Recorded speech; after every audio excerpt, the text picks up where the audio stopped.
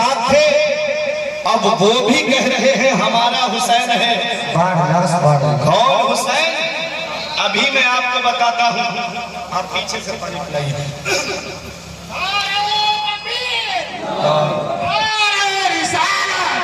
باہر بولتے کہ نہیں آگے جا گئے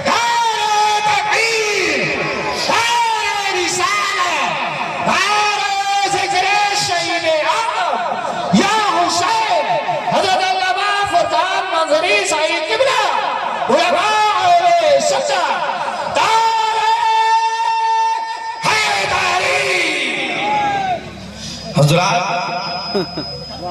تو حسین نے یہ قربانی اسلام کی خاطر دی ہے. حسین نے جامع شہادت اسلام کی خاطر دیا ہے. حضرات جب تک اسلام رہے گا حسین کو یاد کیا جاتا رہے گا. جب تک نانا کی شریعت رہے گی حسین کے تب تک حسین کو یاد کیا جاتا رہے گا. آؤ ذرا دیکھو آج ہم تو اسلام کے سجے سجائے گلشن میں سانسیں لے رہے ہیں. ہمیں تو کوئی قربانی نہیں دینی پڑی. ہم مسلمان, ہمارے باپ مسلمان, ہمارے دادا مسلمان, ہمارے پردادا مسلمان, ہم اسلام کے سجے ہوئے گلشن میں سانسیں لے رہے ہیں. ہمیں کوئی قربانی نہیں دینا پڑی. لیکن دیکھا جائے ہمارے آقا نے اس اسلام کو پھیلانے کے لیے کیسی قربانیاں دی ہیں. ہمارے نبی نے اس اسلام کو ہم تک پہنچانے کے لیے کتنی پریشانیوں کا سامنا کیا ہے. اگر آپ کے سامنے تاریخ اٹھا کے رکھ دی جائے تو آپ کی آنکھوں سے آنسو نکل آئیں گے. دیکھو میرے آقا نے کتنی پریشانیوں کا سامنا کیا ہے. میرے آقا جب اسلام کی تبلیغ کرنے کے لیے گھر سے باہر نکل رہے تھے جیسے ہی دروازے پر پہنچے کیا دیکھا کہ دروازے پہ آپ کے کانٹے بچھا دیے گئے ہیں. آپ کے راستے میں کانٹے بچھا دیے گئے اور کفار مکہ نے کانٹے بھی ایسے نکیلے کانٹے بچھائے کہ اگر پیر میں لگ جائے تو کھال توڑ کر کے اوپر نکل آئے. میرے نبی نے یہ نہیں فرمایا اے مکے والوں میں تو تمہیں جہنم کے راستے سے بچا رہا ہوں اور تم میرے راستے میں کانٹے بچھا رہے ہو. میرے نبی نے یہ نہیں کہا اور نہ یہ فرمایا میرے نبی نے کہ اے لوگوں مجھے کیا پڑی ہے کانٹے چبھانے کی اپنے پائے مبارک میں جا رہا ہوں اپنے حجرے میں آرام سے بیٹھوں گا. ایسا نہیں کیا میرے نبی نے. میرے نبی نے فرمایا مکے والوں تم میرے راستے میں کتنے بھی کانٹے بچھاتے رہو میں تمہارے راستے میں پھول بچھاتا رہوں گا. میرے آقا اسلام کی تبلیغ کے لیے نکلے. کفار مکہ نے میرے نبی کوئی سیٹی بجا رہا تھا, کوئی تالیاں بجا رہا تھا.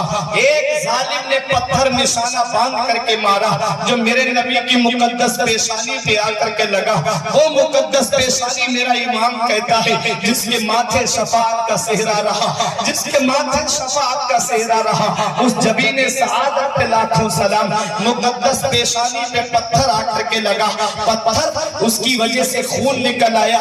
میرے آقا اپنے گھر پہ تشریف لائے. حضرت فاطمہ کو زہرا کی نظر پڑ گئی, چیخ پڑی حضرت فاطمہ بابا آپ کے خون نکل رہا ہے. ان کی آواز سن کے دوسری شہزادیاں آ گئی, بابا آپ کے خون نکل رہا ہے. میرے نبی کی شہزادیوں کی آواز سن کر کے حضرت خدیجہ الکبریٰ آئیں نکل کر کے. آقا کی مقدس پیشانی لہو لہان تھی, خون نکل رہا تھا نبی کی پیشانی سے. حضرت خدیجہ نے کپڑے کو پانی میں بھگویا اور نبی کی مقدس پیشانی سے خون کے قطروں کو صاف کیا, خون کے اثرات کو صاف کیا. اس کے بعد حضرت خدیجہ الکبریٰ نے یہ نہیں کہا یا رسول اللہ یہ قوم جہنم میں جانا چاہتی ہے تو جانے دیجئے, آپ کو کیا پڑی ہے ان سے پتھر کھانے کی, آپ کو کیا پڑی ہے ان کے ظلم و ستم کا شکار ہونے کی. یا رسول اللہ آپ اپنے گھر میں بیٹھیے, آپ کیوں اس قوم کی وجہ سے پریشانیاں اٹھا رہے ہیں. نبی نے کی بی بی نے یہ نہیں کہا کہ آپ پریشانی مت اٹھائیے حجرے میں بیٹھیے.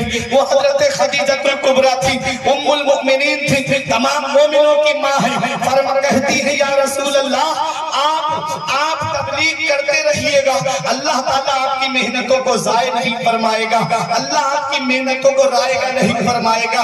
میرے نبی تبلیغ کرتے رہے. اگر تبلیغ کا دور تمہاری نگاہوں کے سامنے رکھ دیا جائے تو آنکھوں سے آنسو نکل پڑیں گے. آقا حرم شریف میں نماز پڑھ رہے تھے, کفار مکہ ٹھٹا مار کر کے ہنس رہے تھے. بولے آج محمد کے اوپر کیا کیا جائے بتاؤ. ایک نے کہا ٹھہرو میں بتاتا ہوں. برابر میں ایک اونٹ ذبح ہوا تھا، ایک کپڑے میں اس کی اوجڑی بند کر کے لایا، اور میرے آقا جب سجدے میں تشریف لے گئے تو نبی کی پشت پر اونٹ کی اوجڑی رکھ دی گئی۔ اللہ اکبر، ایسے دھکا مار کر کے ہنس رہے تھے کہ میرے آقا حضور صلی اللہ علیہ وسلم سجدے کی حالت میں ہیں اور وہ دھکے مار کر کے ہنس رہے ہیں، ایسے ہنس رہے تھے گویا ایک دوسرے کے اوپر گرے جا رہے تھے، اتنی زور زور سے دھکے مار کر کے ہنس رہے تھے۔ حضرت فاطمہ آئی، ابو جہل نے آنکھیں دکھائیں، ابو لہب نے گھڑکی دی کہ قریب نہ جائے حضرت فاطمہ، لیکن حضرت فاطمہ نہ ابو جہل کی آنکھیں دیکھ کر ڈری، نہ ابو لہب کی گھڑکی دیکھ کر کے ڈری۔ حضرت فاطمہ گئی اور اونٹ کی اوجڑی اپنے بابا کی پشت سے ہٹا دی، نبی نے سجدے سے سر اٹھایا۔ اللہ اکبر، حضرت فاطمہ بددعا دینا چاہ رہی تھی کہ میرے نبی نے اپنے دستے مبارک کو ان کے لبوں پہ رکھ دیا، فرمایا میری بیٹی اس قوم کے لیے ابھی بددعا مت کرنا۔ یہ ہے میرے آقا حضور صلی اللہ تعالیٰ علیہ وسلم۔ پوچھا کہ یا رسول اللہ، آپ کی زندگی کا سب سے کٹھن دن کون سا تھا؟ تو میرے آقا فرماتے ہیں وہ طائف کا میدان میں آج تک نہیں بھولا، طائف کے میدان میں جو میرے اوپر پتھروں کی بارش کی گئی تھی، میں اس میدان کو آج تک نہیں بھول پایا۔